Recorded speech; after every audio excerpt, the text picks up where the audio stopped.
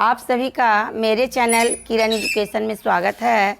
आज मैं जैव प्रक्रम पोषण के अंतर्गत प्रकाश संश्लेषण के बारे में बताने जा रही हूँ, जो एग्ज़ाम के पॉइंट से बहुत ही इम्पॉर्टेंट है।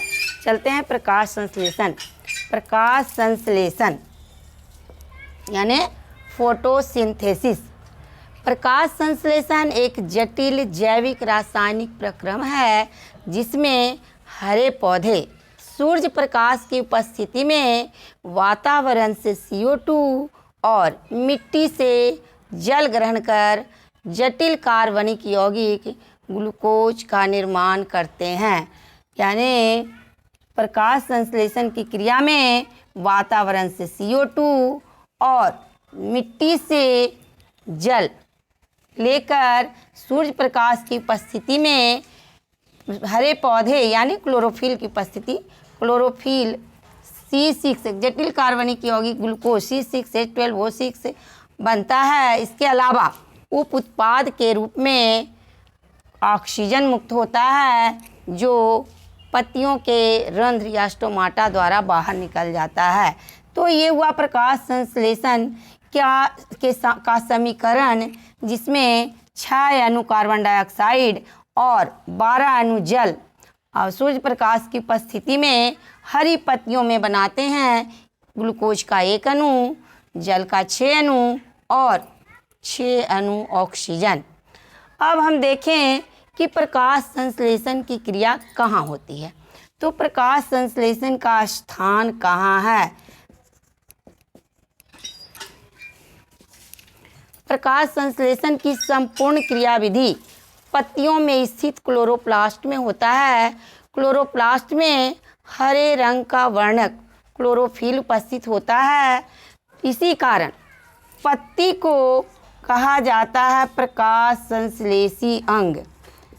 पत्ती को प्रकाश संश्लेषी अंग कहा जाता है क्योंकि पत्ती में ही प्रकाश संश्लेषण की क्रिया होती है। तो पत्ती कहलाया प्रकाश संश्लेषी अंग, जबकि क्लोरोप्लास्ट को प्रकाश संश्लेषी अंगक कहा जाता है। क्लोरोप्लास्ट को प्रकाश संश्लेषी अंगक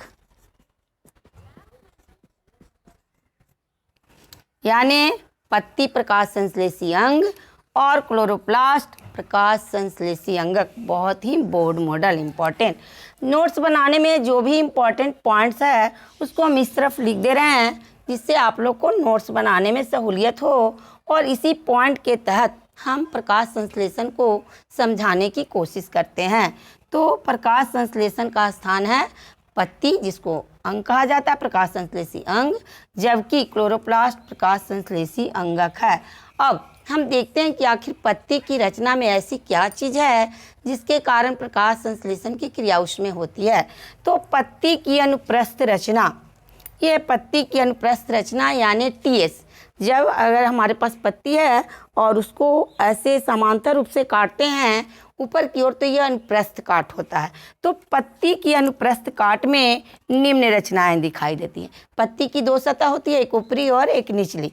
तो ऊपरी सतह को ऊपरी एपिडर्मिस और उसके नीचे होते हैं पैलिसेड उत्तक। ये जो लंबे लंबे उत्तक होते हैं इसको कहते हैं पैलिसेड उत्तक।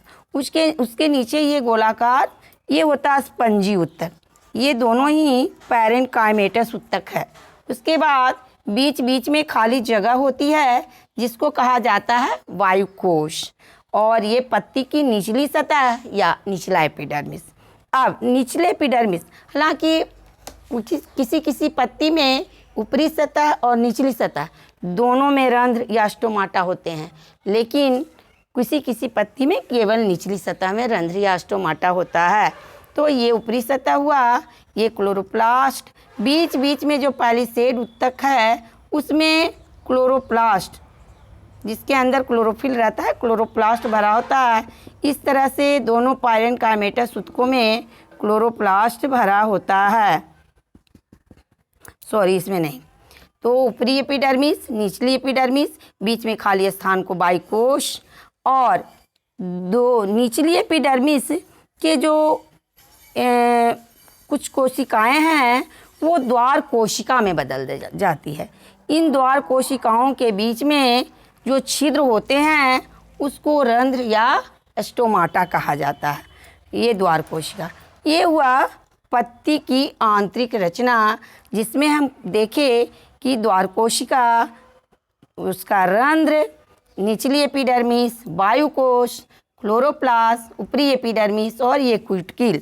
अब हम चलते हैं कि पत्ती में गैसों का आदान प्रदान या पौधों में ही गैसों का आदान प्रदान कैसे होता है। तो चलिए देखते हैं।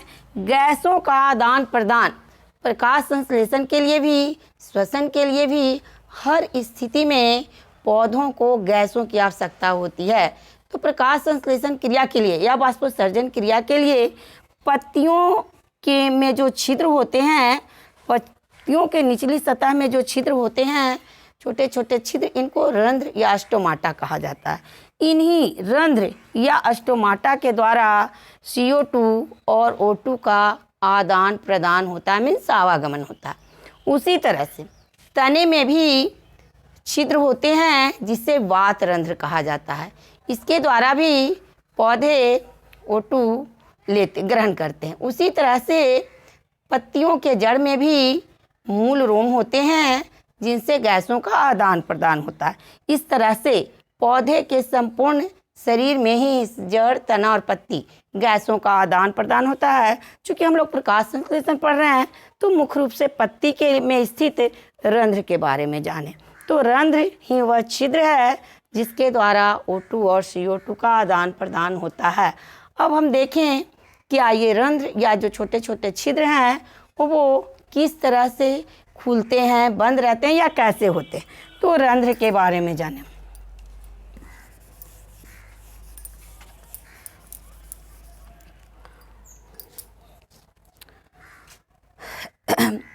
रंध्र दिन में बाष्पोत्सर्जन की क्रिया तीव्र गति से होती है।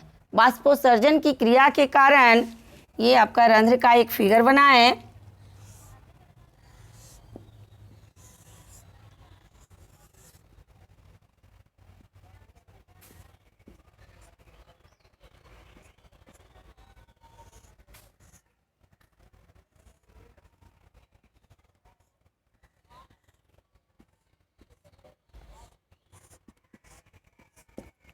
ये हुआ दिन में बाष्पोत्सर्जन की क्रिया तीव्र गति से होती है, जिसके कारण द्वार कोशिकाएं, ये द्वार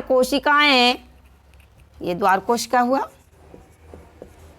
द्वार कोशिकाएं जल अवशोषित कर फूल जाती है, जिससे रंध्र खुल जाता है, यानी ये छिद्र बड़ा हो जाता है। ये द्वार कोशिका हुआ और इसी में जहाँ तहाँ स्थित होता है क्लोरोप्लास्ट। तो दिन में प्रकाश संश्लेषण क्रिया के समय CO2 इसी रंध्र से पत्तियों में प्रवेश करता है, तो जल अवशोषण के कारण द्वार कोशिकाएं फूल जाती हैं और रंध्र बड़ा हो जाता है या रंध्र खुल जाता है। इसको कहते हैं रंध्र का खुलना।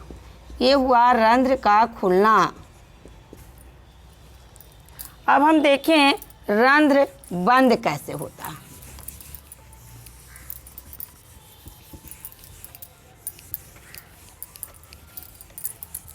रात में बाष्पोत्सर्जन की क्रिया ना के बराबर होती है, इसलिए द्वार कोशिकाएं जल अवशोषण नहीं करती हैं और जल अवशोषण नहीं करने के कारण वे सिकुड़ जाती हैं, जिससे रंध्र बंद हो जाता है। तो ये हुआ रंध्र का बंद होना, यानी दिन के समय रंध्र खुल जाता है जबकि रात के समय रंध्र बंद हो जाता है, क्योंकि रात के समय प्रकाश संश्लेषण की क्रिया नहीं होती है। प्रकाश संश्लेषण की क्रिया केवल और केवल दिन में होती है। हालांकि पौधों को श्वसन के लिए O2 दिन रात चाहिए, तो छोटे से रंध्र से भी O2 पत्तियों में प्रवेश कर जाता है, लेकिन दिन में CO2 की अधिक मात्रा की आवश्यकता होती है। इसलिए रंध्र बड़े हो जाते हैं। तो ये रंध्र हो गया, रंध्र या स्टोमाटा। रंध्र या इसी को अंग्रेजी में हम कह सकते हैं स्टोमाटा। और ये दिन के समय ये रंध्र का खुलना हुआ और ये रंध्र का बंद होना।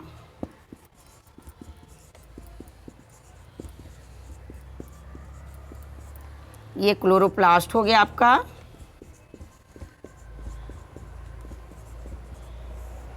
ये रंध्र हो गया जो रात के समय सिकुड़ जाता है। और ये हो गया द्वार कोशिकाएं।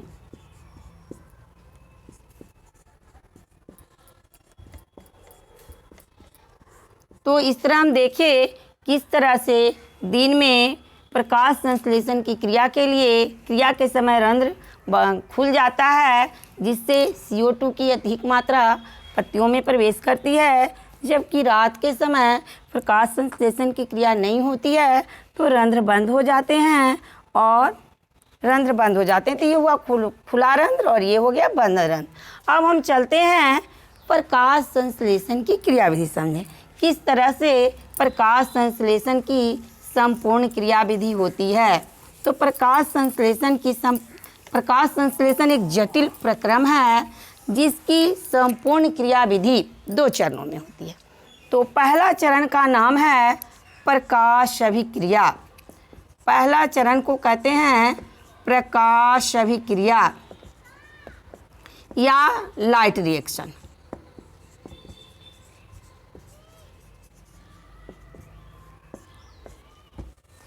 संपूर्ण प्रकाश संश्लेषण की क्रिया के लिए न तो प्रकाश की उपस्थिति जरूरी है, लेकिन प्रकाश केवल और केवल जल के टूटने के लिए आवश्यक होती है।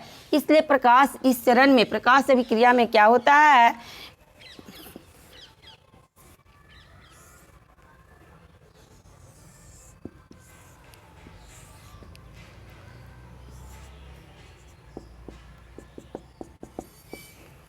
सूर्य प्रकाश की उपस्थिति में हरे पौधे वायुमंडल से लिए गए CO2 और पत्तियों जड़ से मिट्टी से जड़ के द्वारा पहुंचा हुआ जल, कैसे इसका विखंडन होता है। तो प्रकाश अभिक्रिया में सर्वप्रथम जल का प्रकाशिक अपघटन यानी जल का टूटना। जल टूट जाता है H2 और O2 में। और जैसे ही जब सूर्य प्रकाश पत्तियों पर पड़ती है तो पत्तियों में स्थित क्लोरोफिल प्रकाश के विकिरण ऊर्जा को ग्रहण कर जल को H2 और O2 में तोड़ने का कार्य करता है, यानी जल का प्रकाशिक अपघटन होता है। टूटा हुआ O2 वायुमंडल में रंध्र के द्वारा वायुमंडल में चला जाता है, जबकि CO2 और H2 आपस में मिलकर ग्लूकोज का निर्माण करता है। इस तरह से प्रकाश संश्लेषण की क्रिया में हालांकि है तो कार्बन डाइऑक्साइड में भी ऑक्सीजन, जल में भी ऑक्सीजन, तो ऑक्सीजन किसके टूटने से मुक्त हुई? निश्चित रूप से जल के प्रकाशिक अपघटन के फलस्वरूप ही ऑक्सीजन मुक्त होती है। अब चूँकि ये प्रक्रिया प्रकाश की उपस्थिति में होती है, इस कारण इसे प्रकाश अभिक्रिया कहा जाता है। अब दूसरे चरण का नाम है अप्रकाशिक अभिक्रिया।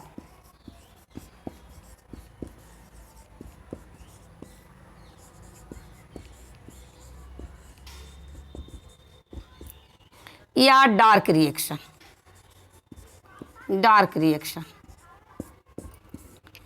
इस चरण को अप्रकाशिक अभिक्रिया इसलिए कहा जाता है कि इस चरण में प्रकाश की उपस्थिति या अनुपस्थिति का कोई प्रभाव नहीं पड़ता।